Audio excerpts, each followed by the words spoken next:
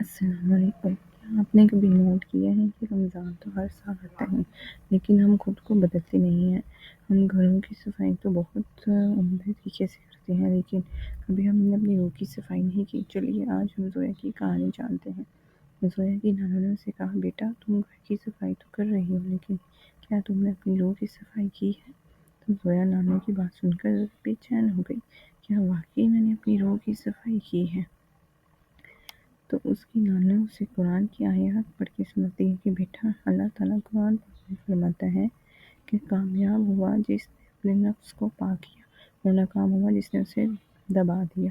زویا نے اپنی نانو سے پرومس کیا کہ وہ آئندہ سے اپنے آپ کو بدلے گی۔ اب اس نے ڈائری لکھنا شروع کی جس چیز کو وہ چینج کرنا چاہتی تھی۔ سب سے پہلے تو وہ اپنے غصے پر قابو پانا چاہتی تھی اور اب وہ سب سے ہنس کر بات کرتی تھی، سب سے باتیں کرتی تھی، خوش ہوتی تھی۔ لیکن ایک چیز اسے پریشان کر رہی تھی، وہ یہ تھی کہ وہ موبائل کو بہت یوز کرتی ہے، دن رات موبائل یوز کرتی تھی۔ لیکن اس نے اپنے اس عادت کو ختم کر کے قرآن پاک کی طرف رجوع کیا۔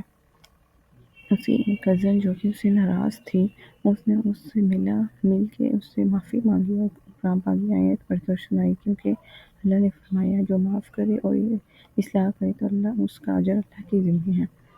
اب اس کو رمضان کا چاند نظر آیا اور اس نے اللہ سے دعا کی، اے اللہ اس رمضان کو ہمارے لیے حفظ و امان والا بنا دے اور ہمیں اپنے ایمان پر قائم رکھنے کی توفیق دے۔